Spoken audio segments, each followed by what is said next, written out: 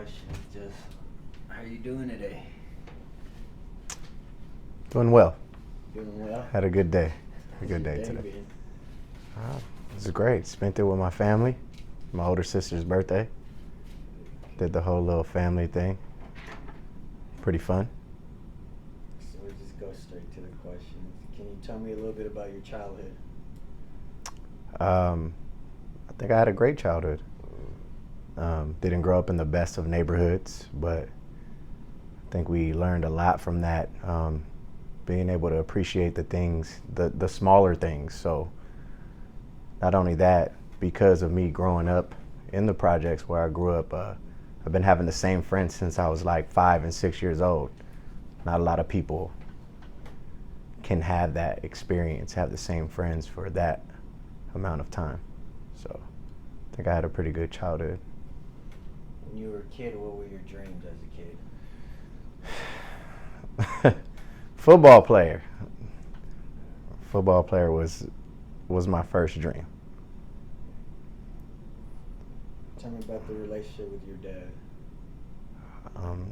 It's absent. He would come around every once in a while, drop some bread. Not really there from what I could remember, but holidays, like a holiday dad, birthday dad. How did his absence make you feel? At first, as a kid, like it affects you. Everybody has a dad, and you're the only one that doesn't have one, and you kind of yearn for that male affection, like somebody to be hard on you or to be there for you. So I think it definitely affected me in several ways. How so? One thing in particular, I can't stand when a male yells at me. Like, I don't like it. I feel like I get angry because that's never happened. Like, no, it's like, you're not my dad. So, and that's just one. Did you describe a feeling or an emotion you went through because of his absence? Angry, sad? I think I was angry more than anything. But after a while, like, the feeling just wasn't there anymore. Like, I started to just forget. And it became normal. Then I became resentful, and then after a while, I had to forgive him, or it's forever gonna follow me. So. How'd you forgive him exactly? Well, I tried to forgive him. It was like Christmas, and I never talked to my dad. I had a real good conversation with him, just telling him, like, I know we don't talk, and you never hit me up, and maybe you're scared. I don't know what it is. So I just have to tell him, like, you could never be my father anymore. You can't give me advice or anything, but you can call me once a month. Just see how I'm doing. We don't have to make it weird. And he agreed, and we had a couple shots together, and it just never happened. So How'd that make you feel? at first I was angry, but then I just took it for what it was. I still forgive you. One thing that I also talked to him about was, if you're not going to be there for me when I have a child, you better make sure that you're there. I think at that point, when I have a kid, if he's not there, that's when I'll just push him all the way to the side. So you still hold on to some hope? I do, because I see him. He's a good grandfather to my sister's kids, so I have a little bit of hope for him. I try, Yeah. So How did it feel forgiving him? it was a relief. Like,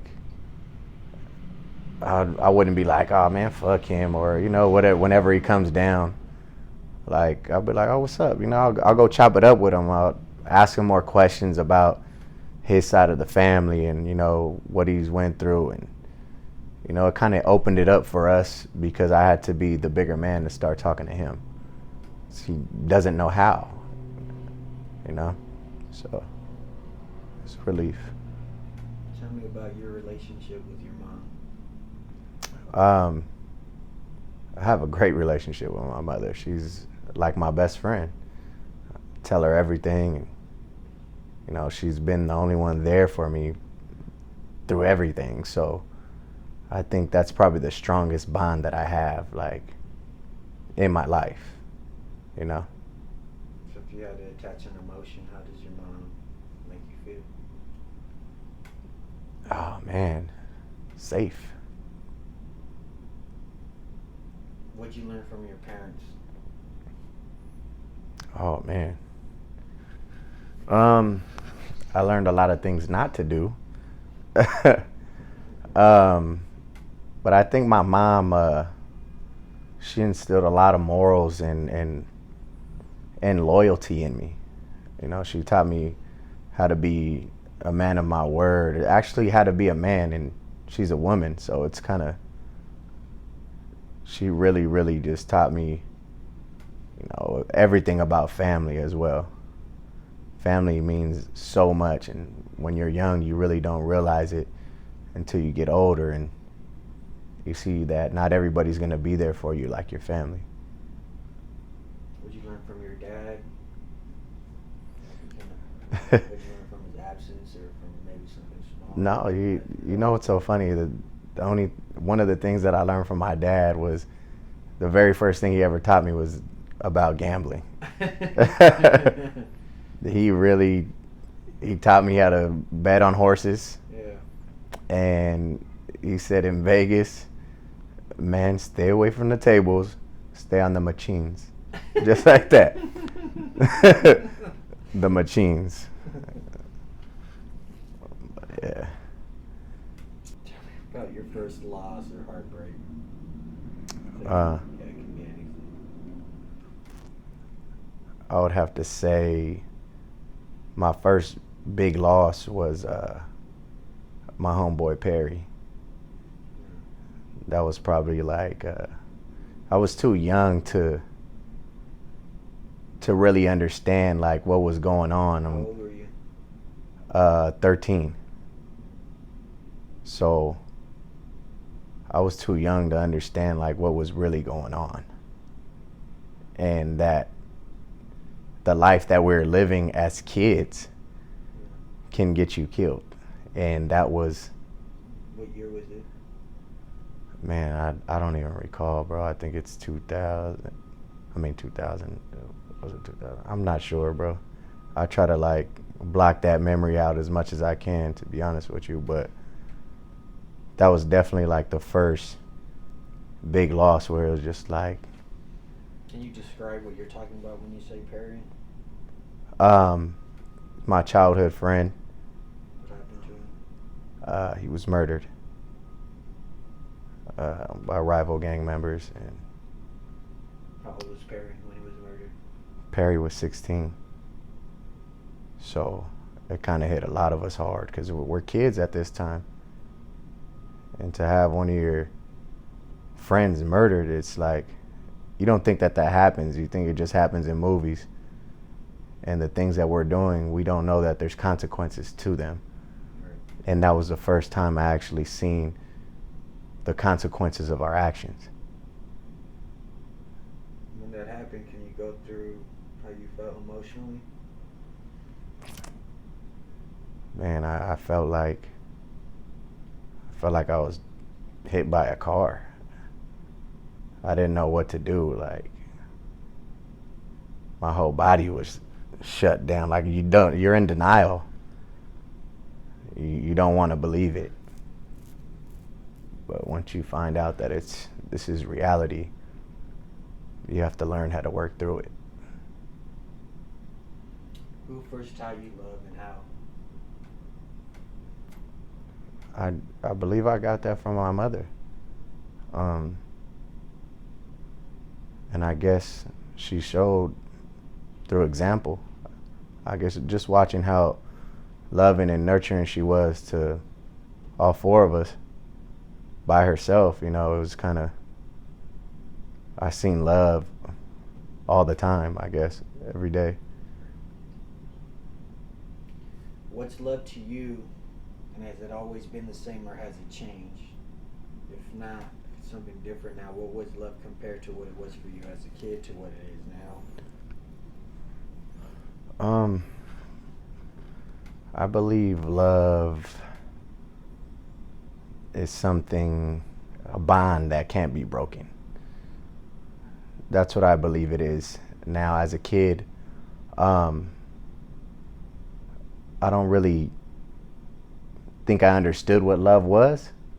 As a kid, I loved simple things like sports, and you know, I guess as you grow into an adult, I think love has to change because you're introduced into different things, and you're loving different things, and you're finding different things out about yourself. So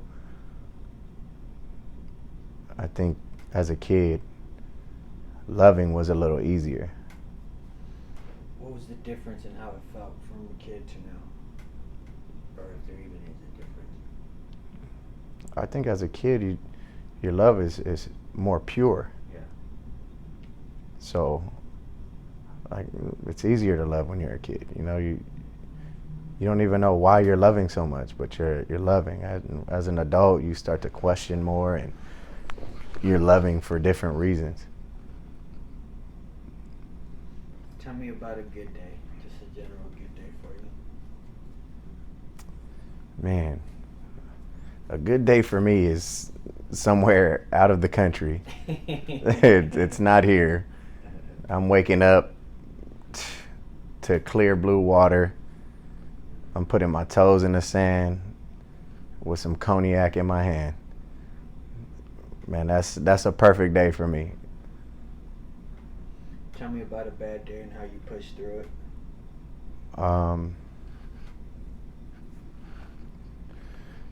I can't really think of any bad day particularly. I think I've had a lot, but I mean, a bad day in general. What would a bad day in general consist of? And then a bad day in general could be like losing money and you know what I'm saying, getting beat up and you know, just getting a ticket, and that all happens, you know.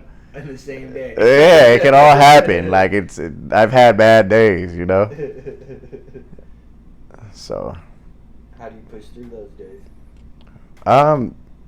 I guess as I got older, from having so many bad days, you just have to realize that you can't cry over spilled milk. You know, you gotta keep pushing, because the next day is still coming. You know, so you gotta push through it. What are two events or people that have shaped you, good or bad? How does it feel when you reflect on them? Two events or people? Yeah. I believe somebody that shaped my life was one of my stepdad. Well, who I thought was my stepdad at the time. He was like the only male figure around for a while, I think until I was like 11 years old. But he taught me so much, and at the time, I was like yearning for a man's love and teach me something, you know. And I still do a couple things that he's taught me.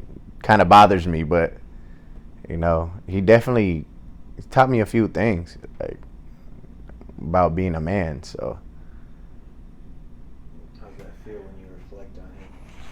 Oh man, I was so angry at him for a while, and I didn't understand what was going on until, like, you know, later on in life when I got older. Me and my sisters talked about it, and they should tell me like how much of a piece of shit this dude was. And I'm over here like, damn, I thought he was cool, you know, like. But they understood and I didn't. You know, I just thought everything was all good because he was buying me Jordans and giving me attention, you know. But at that moment, if I'm not getting attention from him, I'm getting it from the gangbangers. So he gave me more of that pure love, a little love for the homie. Like, What's inspired you and why? I think I get most of my inspiration from my mom because I just want to make sure she's straight. So whenever I see her going through something, it makes me want to push through. Like, damn, you bullshitted today, Alfredo. Like, you need to look. You need to make sure she's straight. What has been a humbling experience for you? Oh man, I've had so many, but I think the most humbling experience I probably had is, man, growing up and not have anything to eat. You know, you learn how to get through those moments, and now when you have great meals and eating the way that we do nowadays, like, I appreciate every moment, you know. And at least now I try to pray over every meal and thank God. Like, there was a time where we didn't have nothing but oatmeal to eat all day, you know. How did it feel when you didn't have any food? And so many emotions, you know. Of course, you want to cry because you're sad. You want something else to eat. You're eating the same thing. Then anger comes, you know, like, where the fuck is my dad? Like, where's this punk at? You know, like, we're over here struggling. So there's a couple different emotions. So go in your mind and think this life event can be mental, physical, or spiritual. Tell me about a time in your life that you would relate with the word war. With the word war? It can be spiritual, mental, physical.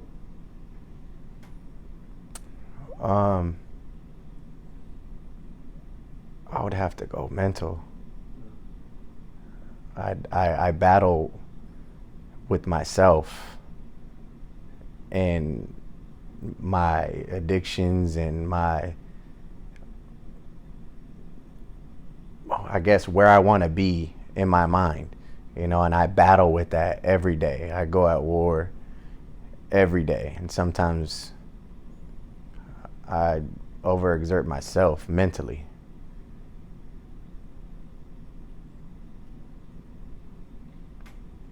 So the same thing can be mental, physical, or spiritual. Tell me about a time that you can relate to the word peace. Oh man.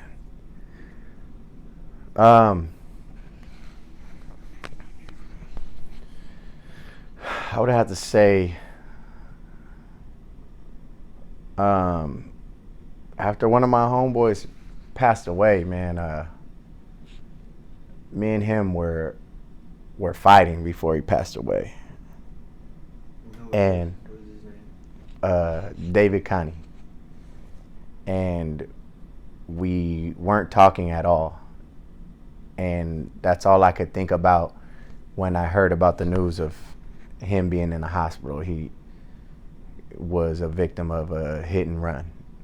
And after he passed, all I could think about was, like, we were over here fighting, and I blocked his number, and, you know, I did all this, and it was killing me inside until one of his family members came up to me and told me, like, you know what, the last time I was with him, all he was doing was asking about you and, you know, wanting to talk to you.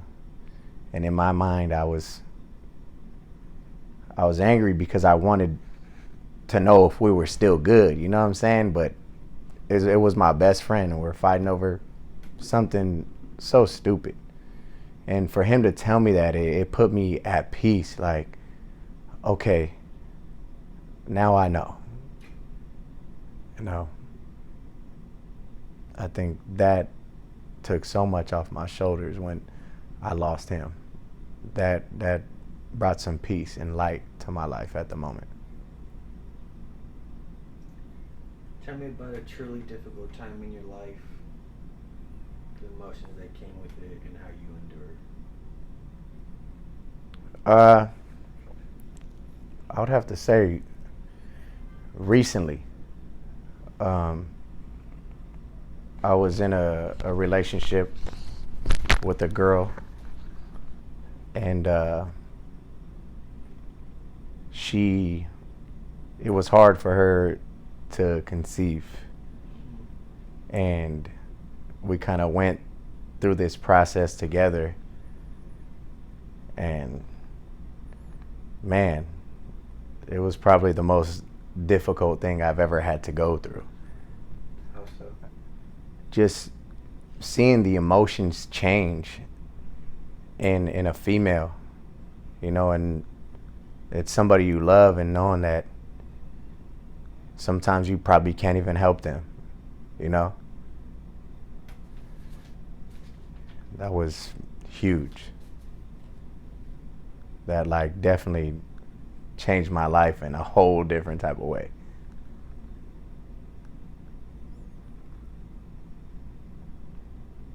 Could you talk about an instance that would encapsulate that? Um,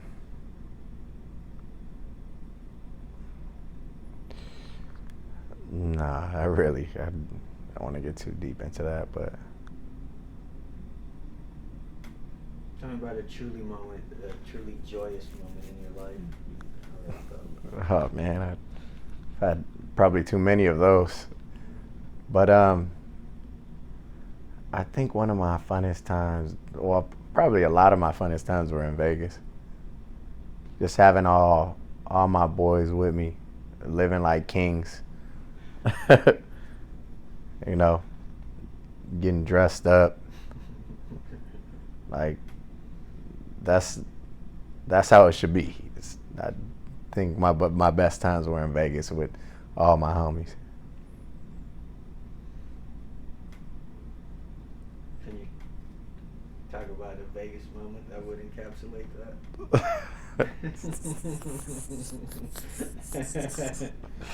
Oh man, you know what? The best Vegas moments are always with Victor and Carl. Yeah. I think they have a little too much fun. Yeah. So I would have to say like any moment with them being highly intoxicated and us going out and having fun, but they are, man, they need cameras following them when they're in Vegas. What keeps you up at night? And why do you think it does? The war in my mind, because I know that I should be much further than where I am. Yeah. And I know it. I'm so talented in so many different ways and have so many skills to be where I want to be, and it's me. I'm fighting myself. What keeps you going every day? It's moms, I'm telling you. That's the motivation. Whenever I see her struggle, I'm like, oh man. I mean, I help her a lot now. Like she don't want for anything, but I just know that she deserves better. So Imagine you're in the hospital today. You only have a few hours to live. What would be your regrets? if that were to happen today, Right now. not leaving children behind, my legacy, I think that would be one of my biggest regrets. So you're gonna make it. You're alive. You don't have it. That would be your only regret, or would you have other regrets? I mean, there'd be certain regrets, but I don't think anything as big as that one. Do you feel that you can, so you're obviously alive and not in the hospital? Do you feel that you're gonna be able to change that? Well, hopefully. I mean, it could happen today. I mean, I don't know. Depends on how I'm feeling, how much I drank. I don't know. As a kid, you said your dreams were to be a football player. What are your dreams now? Oh man, I need to be designing suits. Yeah. That's what I need to do. I need to be dressing people. I love to see anyone that I put an outfit together. If they have my suit on, it makes me feel amazing. So I think that's what I need to be doing. So you're the author of your own book, and you can write whatever ending you want. How would it end, and how would you feel if it ends that way? It would end me and my family in a house on the hill, still next to San Pedro, because I love it here, and literally like just all my family there. Like I just want my all my family to be together. Like I just love those times. I think that's how I'd want it to end. Maybe Thanksgiving. You know, it's my favorite day of the year. Yeah. How would it end? How would you feel? Ah, man, full. Yeah. I guess. Mentally, emotionally, physically, I'm full. That's it,